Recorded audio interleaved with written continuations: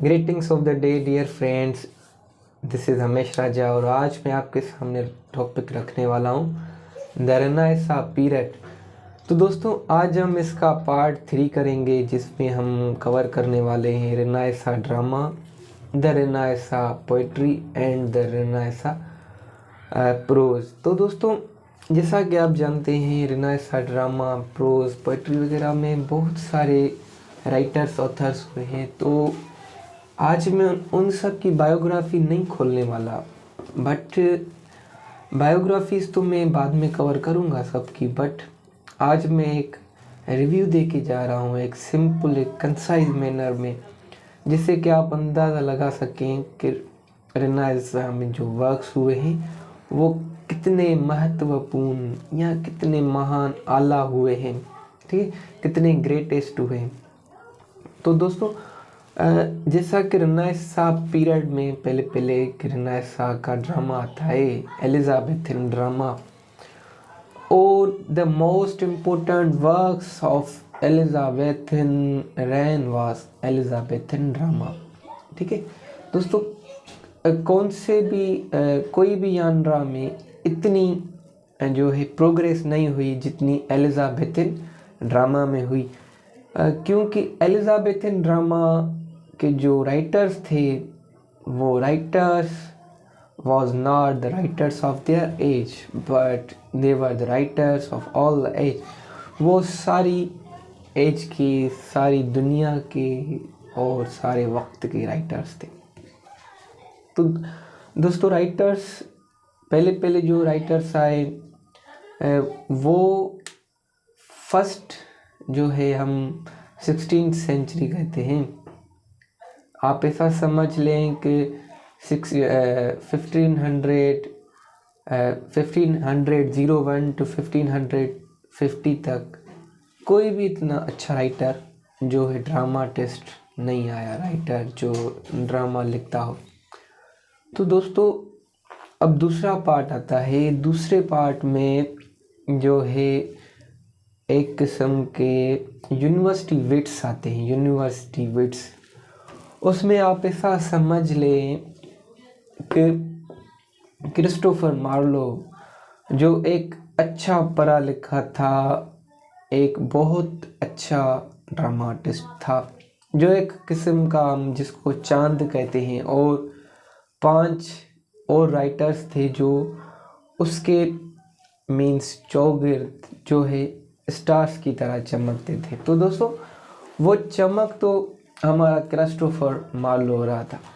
Christopher Marlowe के 4 जो है एक किस्म के ऐसे ड्रामाज हुए हैं जो ड्रामास 4 ही जो है सक्सेस हुए हैं। वो dramas the dramas of all ages. तो एडवर्ड सेकंड हो गया, जी ऑफ माल्टा हो गया वगैरह, ठीक है।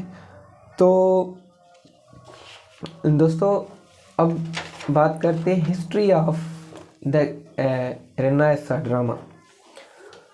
तो दुनिया आगे बढ़ रही थी, जैसे कि मैंने आपको पहले ही बताया। तो लोग अब क्या करते थे कि लैटिन जो ड्रामाज होते थे ना वो प्ले करवाते थे यूनिवर्सिटी स्टूडेंट्स से, यूनिवर्सिटी के स्टूडेंट्स, स्कूल्स के स्टूडेंट्स, उन लोगों से वो लैटिन ड्रामास थिएटर्स वगैरह में प्ले करवाते थे। अब क्या होता था कि एक किस्म का ड्रामास का कनेक्शन जो हो गया ना वो यूनिवर्सिटी स्टूडेंट से हो गया। अब यूनिवर्सिटी स्टूडेंट सीखने लगे, ड्रामा लिखना सीखने लगे। ड्रामा जैसे कि वो पहले ही एक्टर्स थे तो वो ड्रामास भी लिखने लगे। तो अब वो जो मैं 3 जो है एक्टर्स का नाम बताता हूँ, टेरेंस, प्लोरस एंड सेनेका। ये 3 ऐसे एक्टर्स हुए हैं जो ड्रामा परफॉर्म करते थे इन थिएटर्स, और लोगों को लाते थे, यूनिवर्सिटी स्टूडेंट्स को लाते थे, स्कूल बॉयज़ को लाते थे, उनसे भी परफॉर्म करवाते थे। तो अब क्या हो गया, एक किस्म का ड्रामा एक किस्म की एजुकेशन से कनेक्ट हो गया। अब लोग यूनिवर्सिटी स्टूडेंट्स लोग कनेक्ट होते गए लैटिन ड्रामा से, और अब लोग जैसे क्रिस्टोफर मार्लो हो गया और यूनिवर्सिटी विट्स के 4-5 और जो ड्रामाटिस्ट थे जिसका नाम मैं लेना चाहूँ, लेले, नाश, ग्रीन, पील, लॉज, तो ये भी इंग्लिश में लिखते थे। इन लोगों ने इतना खास कुछ नहीं लिखा, but Christopher Marlowe was the son of these stars. तो दोस्तों उस दौर में रिवेंज ट्रेजिडीज़ वगैरह, उस दौर में tragedies of the blood popular होने लगी। 1 मिनट आज़ान कंप्लीट हो। तो दोस्तों ट्रेजिडीज़ जो मशहूर थी उस एज में, वो रिवेंज या ट्रेजिडीज़ ऑफ ब्लड हम जिसको कहते हैं, वो पॉपुलर होने लगी क्योंकि लोग इंटरेस्ट लेते थे। एक किस्म का कोड ऑफ ऑनर होता था उन लोगों के जहन में कि हमारा ऑनर बच जाए हम, ठीक है।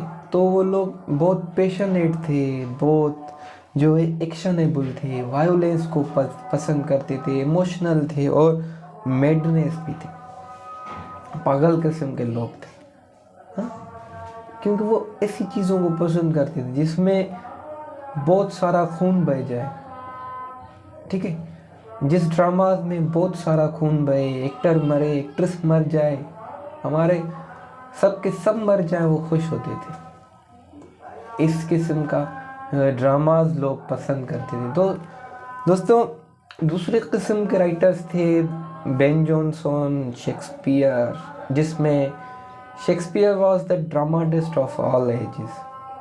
तो दोस्तों शेक्सपियर क्या करता था, अब जैसे लैटिन ड्रामाज या इंग्लिश ड्रामाज, थॉमस किड के भी बहुत सारे ड्रामाज हुए। द स्पेनिश ट्रेजेडी, जिसमें एक बाप होता है, वो अपने बच्चे की मौत का बदला लेता है।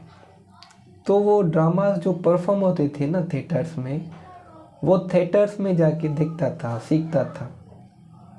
पहले तो वो तबेले पे काम करता था।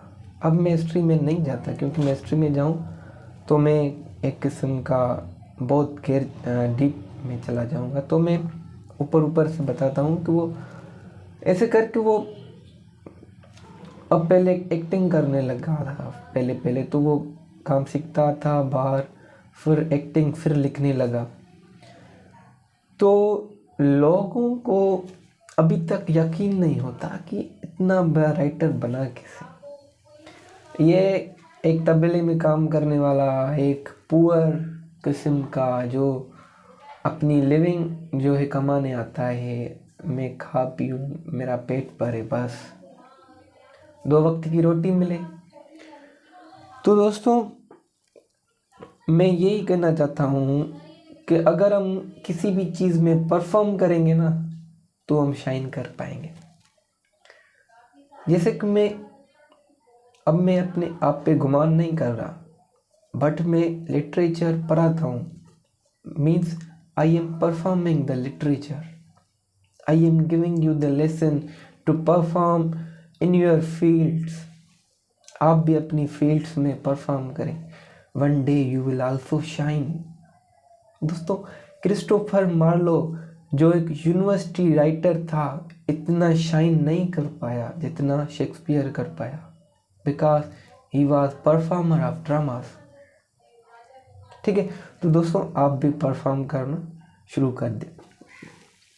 तो दोस्तों थॉमस किड था, या थॉमस किड का जो है द स्पेनिश ट्रेजेडी, या शेक्सपियर का हेमलेट, ये वायोलेंस पे लिखा गया था, ये रिवेंज ट्रेजेडी पे लिखा गया था।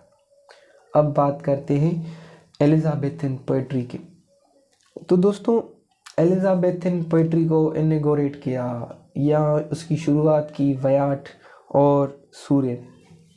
उन लोगों का एक किस्म का पोएट्री है टॉलेट्स मिस्केलेनी, ठीक है, टॉलेट्स मिस्केलेनी, जिसमें उन लोगों ने सोनेट्स लिखे हैं और जो है ब्लैंक वर्सेस लिखी हैं, जिसको सोनेट्स को भी शेक्सपियर ने फॉलो किया है और ब्लैंक वर्स को क्रिस्टोफर मार्लो ने जो है एक किस्म की शुरुआत की। मीन्स शुरुआत तो इन लोगों ने की, बट क्रिस्टोफर मार्लो भी उसके बाद लिखने लगा और शेक्सपियर ने उसको परफेक्ट तरीके से लिखा। दोस्तों शेक्सपियर ने 154 जो है सोनेट्स लिखे हैं और बहुत अच्छे। तो व्याट और सूरे ने जो है एक शुरुआत की है एलिजाबेथन पोइट्री की। तो दोस्तों एलिजाबेथन पोइट्री फिर से चेंज है मेडिवल पोइट्री से। उसमें एक नई टोन है, एक एंथुसिज्म, एक एक्साइटमेंट, एक फ्रेशनेस है। क्योंकि जैसे दौर चेंज होता है ना, लोगों का जो है थिंकिंग चेंज होती है, लोगों की थिंकिंग चेंज होती है। लोग वो चाहते हैं जो दौर के हिसाब से हो, जो हमारे मीन्स अपडेटेड फॉर्म है। हम एक साल पुरानी मोबाइल नहीं लेते, लोग एक सदी पुरानी जो है पोइट्री को कैसे एक्सेप्ट करते। लोगों को नई टोन चाहिए। तो ये एक किस्म की रेनेसां में हम जो है व्याट और सूरे की खिदमात को सराहते हैं, जिसने ऐसे किस्म की जो है हमको पोइट्री दी रेनेसां में। और इन लोगों ने एक नया रास्ता खोला शेक्सपियर, क्रिस्टोफर मार्लो के लिए। और उसके बाद उस एज का जो ग्रेट राइटर था वो फिलिप सिडनी था। दोस्तों फिलिप सिडनी बहुत एक किस्म के मैं कह लूँ कि मेनी साइडेड पर्सन है। कोई एलिजाबेथन कहती थी कि ये मेरे क्राउन, मेरे ताज का एक हीरा है जिसको मैं अपने ऊपर सजाती हूँ। दोस्तों उसको लव हो गया, उस लव की हिस्ट्री बयान करता है अपने जो है पोइट्री के थ्रू। आई लव वेसेक्स था उसकी बहन से जो इसको लव हो गया था। उसकी हिस्ट्री बयान करता है बहुत सिंसेरिटी से, बहुत अच्छे तरीके से। वो जो है उस पोइट्री का जो नेम है, जो बुक का नाम है, वो है एस्ट्रोफेल एंड स्टीला। एस्ट्रोफेल खुद को कहता है, स्टीला उसको कहता है। दोस्तों बहुत अच्छे तरीके से उसने बयान किया है। क्वीन एलिजाबेथन के साथ उसका फिर जो है कुछ क्वारल वगैरह हो गया इस पोएम के बाद।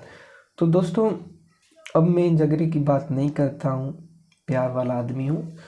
तो नॉन ड्रामाटिक एलिजाबेथन जो पोइट था उस दौर का वो स्पेंसर था। वो भी एक किस्म का मेडिवल एलिगरी को जो है बयान करता था। अब वो क्या करता था कि मेडिवलिज्म और रेनेसां को एक किस्म का जोड़ रहा था। बहुत अच्छा आदमी था जो है, मैं उसकी तारीफ़ करता हूँ। तो ये ग्रेटेस्ट राइटर हुए हैं, ग्रेटेस्ट पोइट हुए हैं Christopher Marlowe, Shakespeare, Philip Sidney, Spenser. ये बहुत अच्छे जो है हमारे पोइट्स हुए हैं रेनेसां एलिजाबेथन एज के। दोस्तों एलिजाबेथन प्रोस की जब हम बात करते हैं कि अब क्या होने लगा था कि अब दुनिया जैसे चेंज हो रही है। अब लोगों को पता हो रहा था कि हम प्रिंटिंग प्रेस पे जाएंगे और हमको बुक मिलेगा वापस। प्रेस हमको प्रिंटेड बुक मिलेगा, हम उसको मैटर देंगे, प्रिंटेड बुक मिलेगा। तो अब लोग क्या करने लगे, अब लोग इस फैसिलिटी का इस्तेमाल करने लगे थे। उस फैसिलिटी का इस्तेमाल करने वाला पहले ले लेता एलवाई जो ड्रामाटिस्ट भी था, अब वो पोइट भी है और सिडनी भी है। तो उन लोगों ने क्या किया कि अपनी जो ये प्रोज वगैरह अपना जो है वो लिख के देते थे, कंट्रीब्यूट करते थे। मैं भी कह रहा हूँ कि आप भी कंट्रीब्यूट करें अपनी सोसाइटी में। आप जो भी हैं, आपका पैशन जो भी है, आप कंट्रीब्यूट करें। You will shine one day.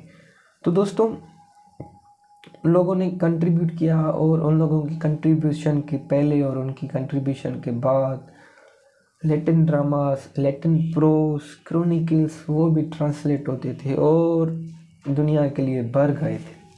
आप पढ़ें जाके, आपके लिए हमें ना प्रिंट करने वाले। अब लोग खाली पढ़ने लगे थे, लोगों का काम था पढ़ना। दोस्तों मैं ये कह रहा हूँ कि रेनेसां की एज अगर इस वक्त मैं ये कह लूँ कि हमारे पाकिस्तान में इसी वक्त आ जाए ना, हम बहुत डेवलप कर जाए। एज अ क्रिटिक मैं एक नई चीज़ बता रहा हूँ कि पाकिस्तान का स्टडी रेशो बहुत कम है, रीडिंग रेशो बहुत कम है। हमको बहुत सारा पढ़ना चाहिए, बहुत पढ़ना चाहिए। उम्मीद है आप मेरी इस वीडियो से कुछ ना कुछ कंट्रीब्यूट करेंगे, अपनी रीडिंग पे ज़्यादा एम्फेसाइज करेंगे। अब मैं ऐसा पाकिस्तान की गिला नहीं कर सकता कि पाकिस्तान में लोग इतना क्यों नहीं पढ़ते, क्योंकि वो कल्चर्ड है, क्योंकि वो लविंग है, क्योंकि पाकिस्तान मुझको इतना प्यारा है जैसे एक माँ को बच्चा, एक बच्चे को माँ। पाकिस्तान इतना मुझे प्यारा है। पाकिस्तान ने मुझे वो कुछ दिया है जिसका 1% मैं इस वीडियोस के थ्रू आपको देना चाहता हूँ। पाकिस्तान के जो है बच्चों को आपको देना चाहता हूँ। आप जहाँ कहीं से भी आप इंसान हैं, आप इंडिया से हैं, आप कहीं से भी, मैं आपको देना चाहता हूँ। Meet you in next video with in other topic, और मैं एक ही निश पे काम करूँगा इंशाल्लाह। अगर खुदा ने चाहा तो मैं एक ही निश पे काम करूँगा, और वो निश होगी लिटरेचर। ठीक है, क्योंकि लिटरेचर है तो मैं हूँ तो लिटरेचर है। सॉरी।